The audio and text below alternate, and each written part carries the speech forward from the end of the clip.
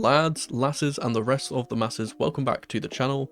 Welcome to another reaction video. Now, the last time I did one of these, you guys had a very good reception to it. You seem to enjoy my reactions to these types of things, and as they keep releasing the training videos and stuff, I thought that I would keep doing these, because I enjoy doing these in truth. It's nice to be able to kind of give my thoughts on what's going on in terms of the training and see kind of what I can pick out of it. I will be saying this in advance, I have already done this video 2 times, but my recording software just decides to make everything lag horrifically bad, so this is not going to be my first reactions. I have seen this video multiple times at this point, but I will still go through and pick out the things which I think are interesting. Let's go.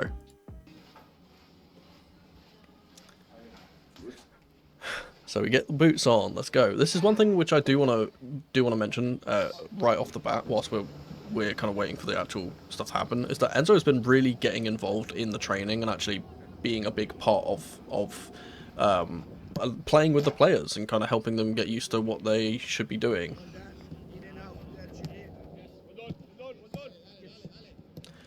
And what you'll kind of see here is that the majority of the stuff we kind of see from these sessions are kind of like dumbed down versions of the rondo.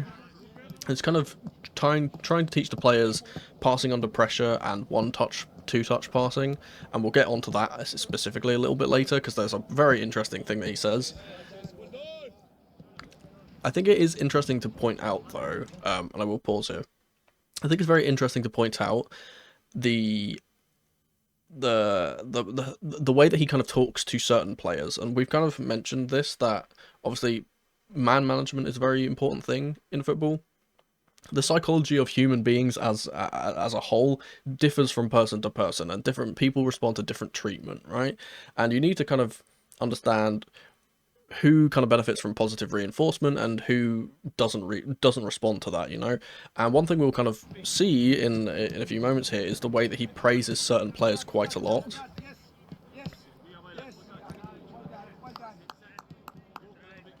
He's a very encouraging manager. He's never very like, hey, don't do this type of thing. He's not like getting angry. He's keeping calm.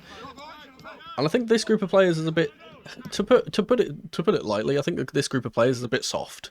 They are a bit soft, let's be real. And I think that getting kind of hammered over and over again isn't going to help them. Certain players, like for example Mudryk, I would say is a very good example of someone that is a very big confidence player and would do better if they are constantly reinforced and constantly saying like, hey, keep doing this, you're doing well, rather than being kind of put down. We see quite a lot of this. One player that he does this to a lot, and we've kind of seen over the last few weeks, is Noni Madueke, who is a player that I thought was going to be quite important in this system, so it's interesting to see how well he's kind of picked up on him.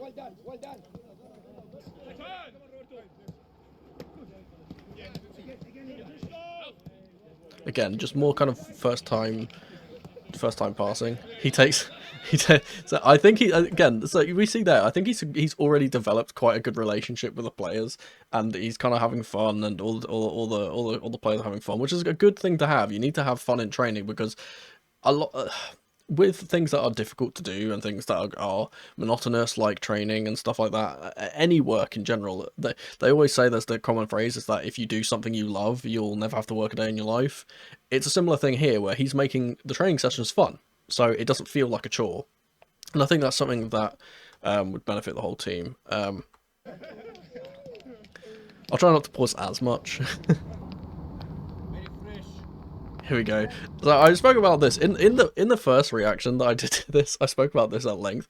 I love the fact that he has already gotten into the British spirit of always complaining about the weather, or always talking about the weather. I think there's a statistic, quote me if I'm wrong, I don't know if this is actually accurate, but it's just something I read. I think genuinely about 75% of British conversations concern the weather. Like, we cannot go a single day without complaining about the weather being bad, or saying that the weather's good today or whatever. It's really funny.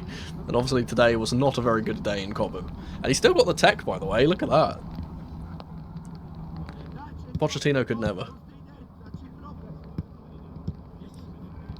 See, and that's what I'm saying, like, he's getting involved here, he's deliberately trying to teach under pressure passing, right?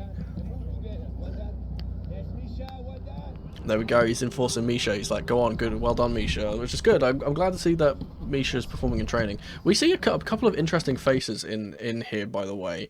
A lot of the younger guys are playing. So I hear a lot of, see, that's Toasting in the background. I think that's Washington, I believe. This player here. I think this is Washington. Yeah, I believe that is Washington. Later in this video, we see someone who, when I first reacted to this, I couldn't even tell who it was because they've got a different hairstyle that they usually have, and I genuinely didn't recognize them. But we'll talk about those later. 4 minutes. Then after 4 minutes, you have box to box work. Then we come back in position again, and then we go physical work.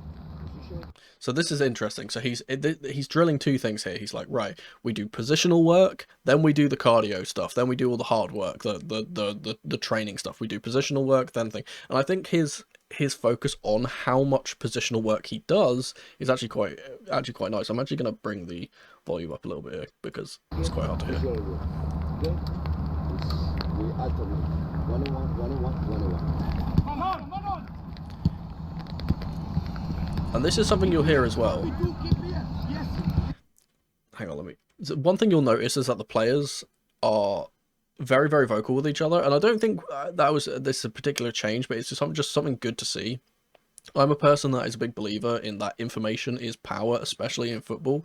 If you are a player and you're receiving the ball or you're on the ball or whatever, and you are told by your teammates what your situation is, it's so much easier to play. Getting those simple calls like, hey, man on, you've got time, that type of thing, really, really helps players, especially in a system like Enzo's, which is designed to play under pressure and play out from pressure. You can't always see what's coming on behind you. You can't always see what's going on in your peripheral. But you can always rely on your teammates to tell you what's going on.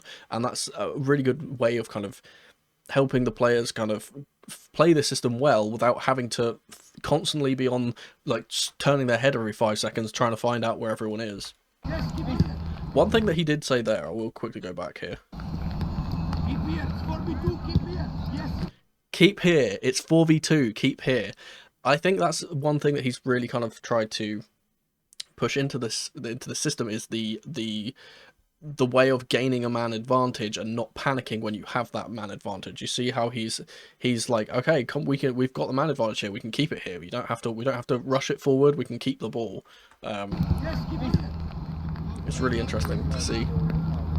Last 2-3 minutes, guys, and we're ready. Start again. Yes, Sancho.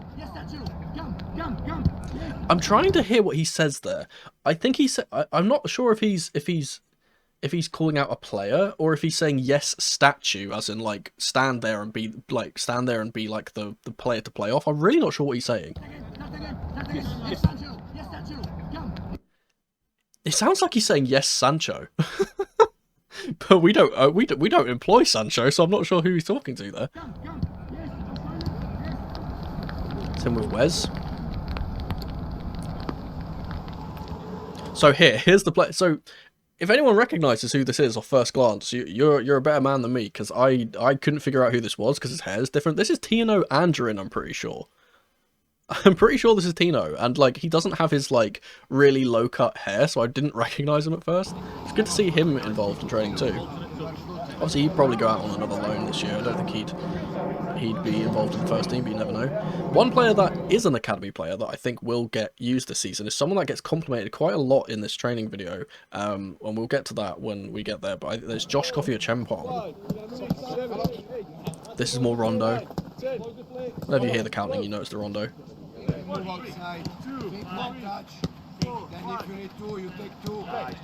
That's really important too. He says, you take on the outside, you take 1 touch. If you need to take 2, you take 2. And we'll see later on in this, he very emphasizes that whole idea of don't take more than 2 touches. You are allowed 2 touches at the maximum, and we'll get to that. One. Nice, Alfred. Other side. Other side. Yeah, that's it. Gilchrist has also been involved. We hear him say yes, Alfie, which is good to see. Forward. No need. 2 touches, 3 touches. There we go. So he says go forward, and then when Madueke takes 3 touches, he says 2 touches, 3 touches. That's too much. You can't be taking 3 touches in the system, and it's good to see him kind of already in the first week being like, no, come on, we are a possession-based side now. We're a 1-2 touch football passing side. You can't be taking 3 touches anymore.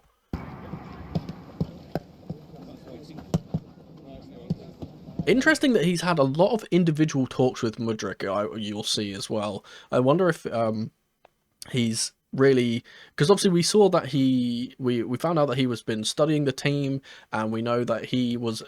In his interview, he said, yeah, I know the players. I know the players. And I think he's already identified in that analysis who kind of needs a little bit extra attention. I think Misha is probably one of those, and because he does a lot of one-on-one work talking to Misha. See that? I think he's saying yes, Josh. I don't know. You can correct me if I'm wrong. I'm pretty sure he's saying yes, Josh, which I'm assuming is he's talking to a Gempong. Oh, he might be saying yes, Tos. He might be talking to Tosin. I'm not sure.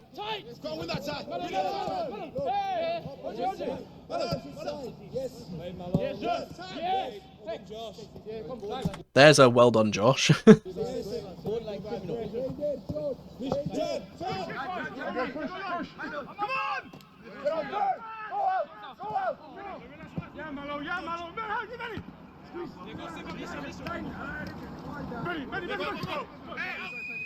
Well, that's the end of that session.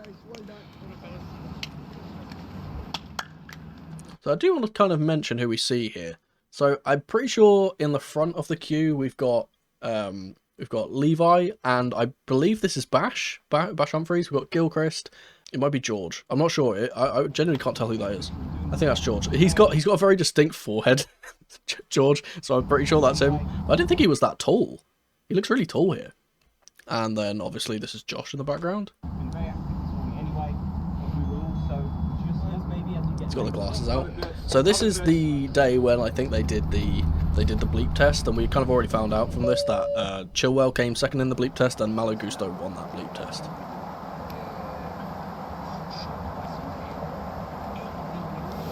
It's really hard to make out what he's saying here because they've deliberately kind of made it quiet, but I'm pretty sure that I heard the words short pass in there somewhere. I'm not sure. Hard to make out. Where I want to play is the longer one, so I want to play there. So This is I move a important. little bit this side to attract this player there. Play diagonal ball. That's so interesting. So what he's talking about here is how to drag players out of position for a diagonal ball, which is interesting because we know, again, I've kind of spoken about this, the way the system likes to operate is under pressure, and you like to use positional play to create man overloads, and also from there then be able to play out with those man advantages, right? And here he's specifically talking, I believe the position that he's kind of talking about here is the left back / left centre back. So this is really involved to Levi, who is in the background. This guy from here, make like 10, come here, play there, and play there. Maybe he's also talking to, he could be talking to one of the wingers there. If the winger cuts down, does the little drop and pop thing that I've kind of talked about in the past. But it's really interesting to see how he's already being like, okay, well, if we do have to play it long and play a diagonal, which he isn't really his style, then this is how you do it. You go over this side, you drag the player out, then you hit it. Take the ball, move a little bit that side, yes. Quality pass, short, yes. Control and pass, drive a little bit, yes. Diagonal, yes. It's like a midfielder, stay there, yes. He's jumping here, now space is there. See, this is interesting because obviously this is just more kind of like playing first time passes thing. But the thing which I want to note here, this is Reece James, right? Where is he on the pitch? Because one thing we see is Malo Gusto outside him, and we don't know if they're playing on a different pitch. We can't tell from this angle; it's not wide enough. I think he's playing inverted here. I think he's playing as that centre mid in this role. Because he's not. I don't think he's not out wide, because you can see the ball gets played further wide from where he is. Right from here, it gets played out wide, and James is in the middle. So I genuinely think that he is playing that inverted role, which is very interesting. Then again, he could just be a placeholder for someone who's not there. You never know. But that's kind of what I saw there, at least, anyway.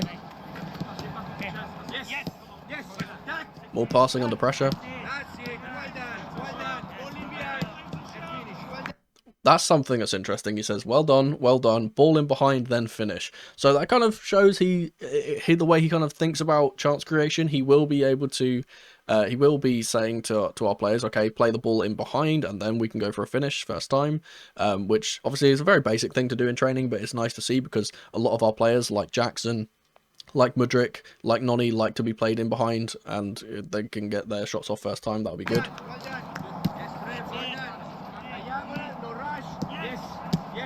Complimented Trev there, I think. That's good one. It's 4 against 4 plus 4 floated. Okay? Back. That's an interesting thing. He says it's 4 against 4 plus 1 plus 4 floating. So I'm not sure which fours he's talking about. He could be talking about the back four, the quote-unquote back four with the goalkeeper included in like the back three and the goalkeeper, and then the 4 in midfield as the floating. Or he could be talking about like it's 4 versus 4 in the middle, and then you've got the 4 up top. Really not sure. I'm not entirely sure what he's talking about there. Well done, Chile. Well done. Go. Yes. This is something I want to speak about as well. The way he's saying play on. We'll see it again in a little bit here. Good cross from Noni, from Gusto rather. This is a really good sequence all round, by the way. So ball goes out wide. Gusto is obviously the wide player here. We don't know if he's playing as a winger in this system or if he's playing as an overlapping fullback. You can't tell, but he's up against Bash, who is obviously playing in that left back / left centre back role, which is interesting. So we're kind of getting info into what type of players Enzo likes to play in certain positions. So we've got Gusto, obviously, beautiful cross, goes into the back post. I'm not sure who this is, who's nodding it back, but this is such a good decision. I think is that Mudryk? That might be Mudryk. Nods it back, and then Benoit with a fantastic clearance.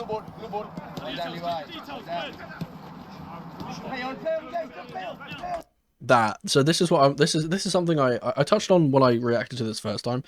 Is I think it's really important because we got caught out by this quite a lot last season. Is playing to the whistle, right?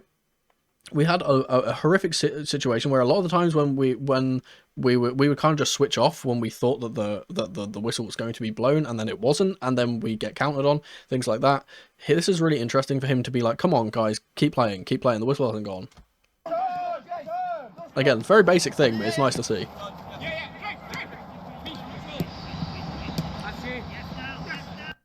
This is interesting as well, because obviously he's doing more like pressure, passing under pressure, but what position is Raz playing here?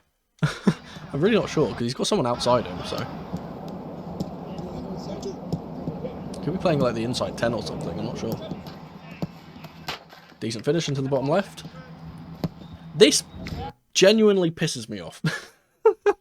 Why is it that Misha Mudryk, when he plays on a training pitch, has the best ball striking in the entire squad? Look at that, shift out of his feet, bang, bottom corner. He can never do that in a game. He can't do that in a game to save his life. Tame finish from Chilwell. This is a good finish. I think the keeper should probably get this. It's a very slow shot. You probably should be getting that, but obviously in training they're not gonna fully die for everything. So. It's 2 touches. Try to think quick, guys. 1 or 2 touches. Think quick, 1 or 2 touches. Again, reiterating that is so important in these types of systems.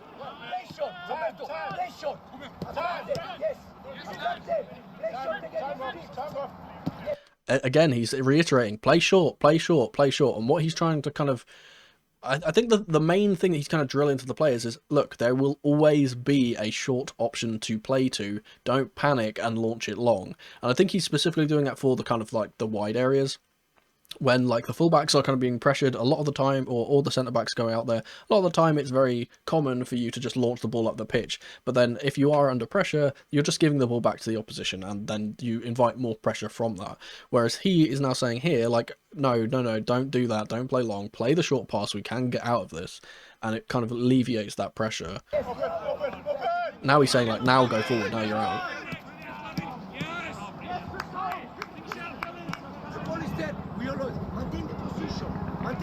position, guys. Stay in position. The ball arrived to Cristo. The ball arrived there. The ball arrived outside. Stay in position. Again, just he's very drilling, like stay in your position, don't drift. Like the pass will be there, stay in your position. If the ball goes out here, stay in your position, the pass will be there. He's really emphasizing not giving up position and not giving up control of the ball in a way, and possession, in trying to go forward and create chances, I suppose.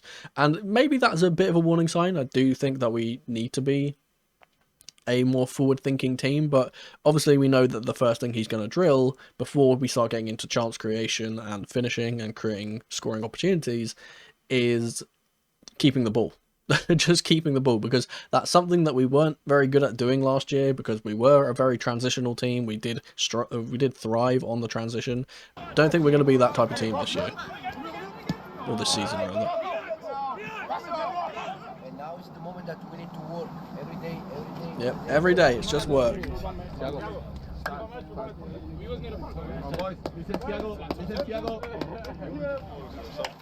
We saw Cassidy there, and again here, another kind of one-on-one talk with Misha, very interesting to see. I'm glad that he's kind of identified that type of player as someone that needs extra attention. Obviously here, talking to the captain, Reece James.